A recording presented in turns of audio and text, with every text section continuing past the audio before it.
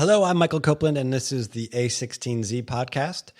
You're about to hear part 2 of the Ben and Marc Explain Practically Everything podcast. If you missed part 1, find it on a16z.com. Part 2 picks up with a discussion of disruption theory. Disruption theory has been in the news of late as it relates to Clayton Christensen, the master of this. And I just want to ask you guys not so much about the criticism of him, but from where you sit, that theory and his thinking kind of galvanized itself into a book in 1997. Do you build companies differently today? Do those theories still hold water, or what's changed? Yeah, so I think his book was actually quite brilliant. It's funny that it's coming under criticism now after he's been proving completely right in the general idea that he had. It actually reminds me of the creationist attacks on evolution.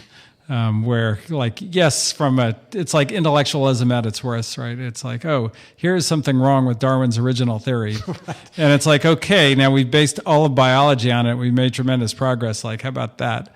And this is kind of I don't believe in it. I don't believe in electricity. And, this is kind of the kind of business version of that where, he developed the theory, all of us in high tech. And it was an amazing business book at the time because it explained a phenomenon that, now is kind of obvious, but in 1997 was tricky, which is why do there need to be new companies? Right. And what's happened, and we just got through talking about, there's an explosion of new companies, and these companies aren't trivial. They're becoming very, very important companies like Google and Facebook and so forth. And so he's kind of been proven right. And then not only has he been proven right on kind of the large level, but the mechanics that prevent the kind of incumbents from innovating at the same rate as the new company are still completely in effect. And we, use his models all the time in our thinking and our analysis. And no doubt, there are probably some minor problems with examples he's used or the way he worded it or what have you, but basically he was right. Yeah, I would also say two things. I'd say one is we actually use his theory basically to tell us what not to invest in. Yes, right. As well as what to invest in. So how so? Well, so for example, we have this theory that it's very, very dangerous. So one of the great things about our industry, about venture capital, is you get to do these things that basically disrupt sort of the big established incumbent companies. Conversely, a very dangerous thing to do is to attack companies that our internal term is the new incumbents. And so it's one thing to go attack, a tech company that's been in business for 50 years that's on its 6th CEO or something like that. It's another thing to go attack Google being run by Larry Page. Right. Because Google being, Larry Page is fully aware of the theory of disruption and in full command of his company. And if he sees a disruptive threat coming, he is quite capable of doing the things to head it off that a, 4th generation professional CEO might not be able to do. So anyway, so that was one thing I want to say. The other thing I want to say is disruption. I agree with Ben. It's funny that this is a topic now, but since it is, it's worth talking about, which is the term disruption. By its very nature, the term itself has negative connotations, right? It's disruption seems like it's one step away from destruction, and so it's got this kind of, you see it in this kind of popular kind of conception that there's something bad about it. The actual way that Christensen used the term was actually in a very sort of applied way in a very specific circumstance in business, and actually in a very positive way, which is basically he described it as a way that progress happens, right? So progress doesn't happen by basically old companies deciding to do new things. Progress happens because new companies decide to do new things, and then disruption is the process by which the new things are able to take over from the old things. If you decide you don't like disruption, what you're basically saying is you don't like new things, right? It's basically, to be against disruption is to basically be pro the status quo. Right. And pro the status quo means however the world is today, that's it. That's all we're going to have. The way things work today, this is as good as it's ever going to get. The disruption argument is no. Things can become much better. Products can become much better. Businesses can become much better. Opportunities for people can become much better. And so it's a negatively connotated term that has very positive implications. Right. And I think that's really, at least in the last couple of years, that's been lost in a lot of the commentary.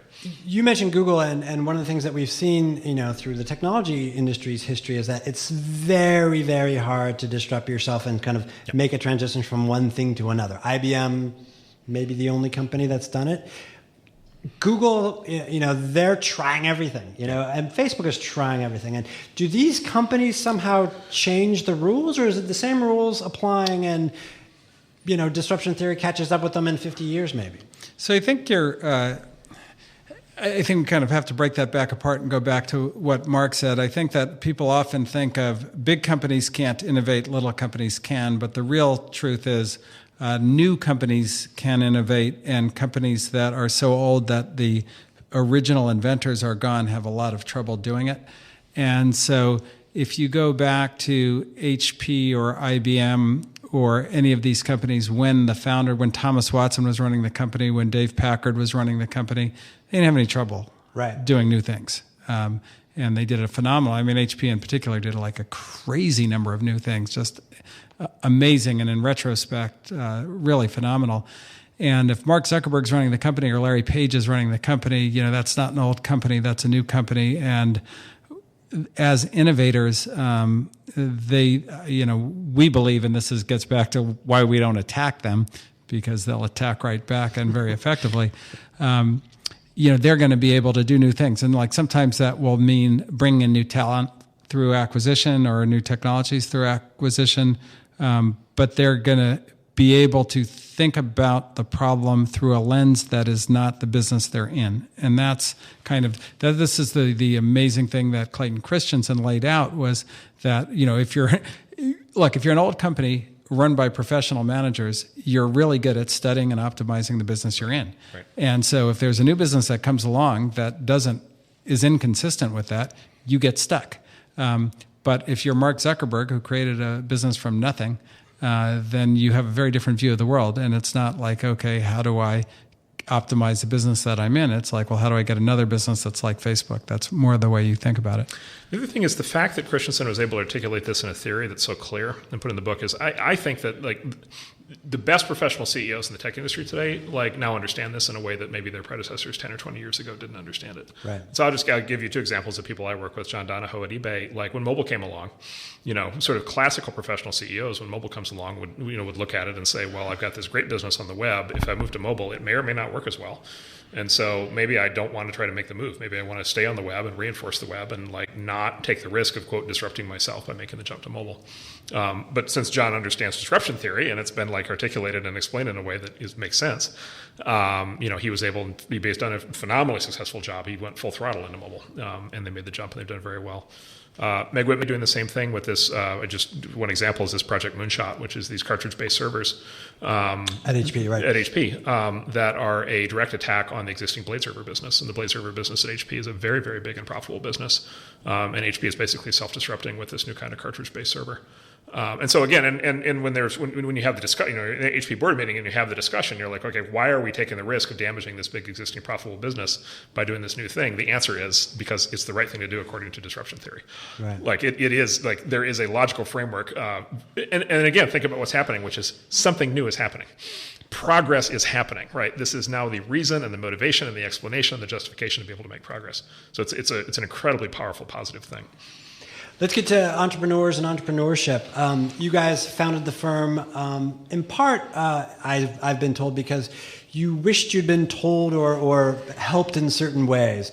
What's one thing both of you wish you knew or someone had told you as entrepreneurs? Well, that presumes we would have listened.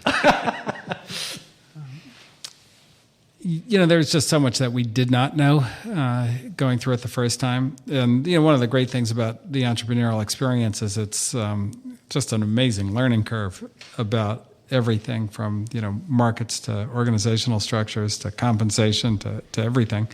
But, probably one of the most challenging things to learn while you're out there is kind of how macroeconomics impact markets, and particularly how private funding can change very, very rapidly. When we were, particularly, and this wasn't as a harsh a lesson at Netscape, but at Opsware and LoudCloud, it was incredibly difficult for us to go from a funding environment where basically had the highest multiples in the history of anything, to there was no money available, period. I mean, like that was just, it was the most dramatic fall imaginable, from the highest of highs to the lowest of lows. And, to have the NASDAQ fall over 80%, and that not being, that's NASDAQ, that's not tech. Tech fell 95%. It's just like not something you could even imagine or get your head around. So I wish, I wish we would have known that. I wish, I don't know if we would have believed anybody if they had told us that, but that would have probably made it a little less painful if we had any idea how bad it could be. It would have made a worse book, I'll tell you that you wrote, but still. Yeah. On the other side of the table, what do you want more or less from entrepreneurs? More of or less of from entrepreneurs? Yeah, well, it's very different across different businesses. But like the one thing that would probably be nice if there was less of, that's pretty consistent, is it'd be nice if it wasn't so important to entrepreneurs what their peers' valuations were. Yeah. Like that is probably the most meaningless thing to focus your mind on as an entrepreneur imaginable. It's just but why? irrelevant. I mean, you don't have anything else to base your value on, do you? No. That's you. Go ahead. Yeah. So it's not actually. Your company is your company. Their company is their company. You're looking at the price they got, not any of the business metrics that they have or like how the company is going. So you're not actually basing your valuation on anything in that sense. And there's better data to be gotten for sure. We have better data. We can talk to them about all the kind of valuations based on actual revenue and so forth, as opposed to the person they went to school with or the person they worked at their last company with. Right. And but people get very wrapped around the axle on that because there's, it's kind of the thing that Peter Thiel talks about, whereas competition's actually like really destructive, and that's like the worst kind of competition because it's competition that's irrelevant to anything in life other than, you can go tell your friend what valuation you got. And I think that it causes bad, errors in judgment and delays in decisions that need to be made quickly and things like that. So, it's one of those things where humanity gets the better of you, and I wouldn't less of that would be good. Marc, anything you would offer on that? Well, the thing that the great entrepreneurs all have in common, we talk about this a lot, but you just see it every day, is the great entrepreneurs all have amazing courage. And so I would say we're blessed in that the entrepreneurs we work, and we select for it. We try very hard to select for it, but the entrepreneurs we work with that are amazing, one of the things they all have in common is they're incredibly courageous, by which I mean they don't give up. They don't quit. Like they don't quit, they don't flinch, they don't get demoralized, they may get demoralized or depressed, but they show up to work the next day, and they work their way out of whatever problem they're in.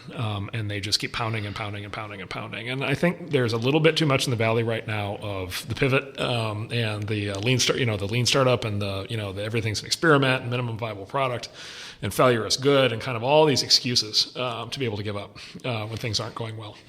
I think that the great entrepreneurs through history have always been the opposite kind of personality to all that. They've always been, I'm going to make this thing work, hell or high water, no matter what. I am going to knock my way, head first through any, barrier that I run into. I don't care what people say about me. I don't care what kinds of problems I have. I'm going to figure this out, and I'm not going to give up. And so I would just say we love working with people who have that personality type, right? And you can never have enough of them. Elon Musk comes to mind. Cars and space. Yeah. So to start, think about this. To start a new electric car company, and by the way, think about the last car company started in the United States. They literally made a movie about the catastrophe that resulted, which is this movie Tucker. Yeah. And so if you want like a story of like a horrible business, which went better than DeLorean. Yes. Well, actually, yeah, DeLorean. Well, he had the cocaine smuggling business on the side, which helped cover defray the expenses. But car companies, like all the car companies in the U.S. that are successful are like from the 1910s, 1920s. And so to start a new car company in the electric car category when all the electric cars had failed, simultaneously to start the first new private rocketry company in the United States in probably 40 years, to go straight up against the big boys, and to do those at the same time, and then to go through the 2008 crash. And he has actually recently opened up on this of like he almost lost both companies in 2008, like they almost both vaporized. And then to gut through both of those and have both come out the other side like just gigantic screaming successes is just it's a spectacular performance, and a huge part of it is he didn't give up. Yeah. Ben, let's touch on your book a little bit, The Hard Thing About Hard Things. One thing, it got great reception, but you're like, well, yeah, that sounds good for you, Ben, but that was your story. How can I embrace that and make that my story? But, was there anything in the response that you wish people had pushed you harder on?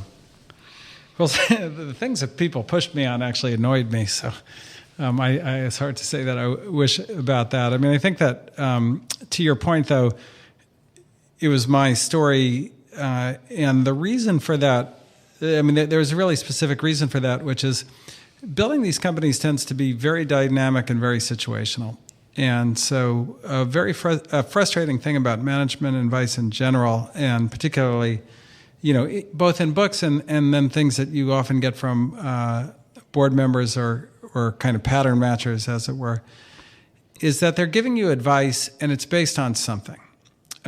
And that advice and what it's based on may or may not be relevant to you. And if you don't know what it is, it's very difficult to interpret it. And I always found that, management books would give like guidance, and you'd be like, well, okay, is that what I should be doing? But I have no idea where it came from. And so it's hard to say. So a lot of putting my story in was just to say, look, this is why I'm telling you this. And like, if your situation is completely different than this, then that might be the part of the book that you ignore, or maybe you can map it onto what you're doing. But I think that without knowing why somebody is telling you something, it's pretty difficult to get value out of it.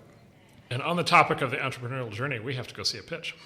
All right, that's what you guys get paid to do. Awesome. So Ben and Marc, thanks so much. We will do this. Won't do it in 5 years. We'll do it much sooner than that. Thank you very much. Okay, thanks, great. Michael. Thanks, Michael.